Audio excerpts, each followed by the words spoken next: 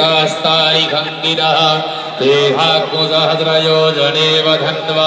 नितन्दसि नमः सर्वहितार्थाय जगदाधारहेतवे साष्टाङ्गोऽयं प्रणम्यस्तु प्रयत्नेन मया कृता अन्यथा शरणं नास्ति शरणं मम तस्मात् कारुण्यभावेन रक्ष रक्ष परमेश्वरी सत्या सन्तु यजमानस्य कामाः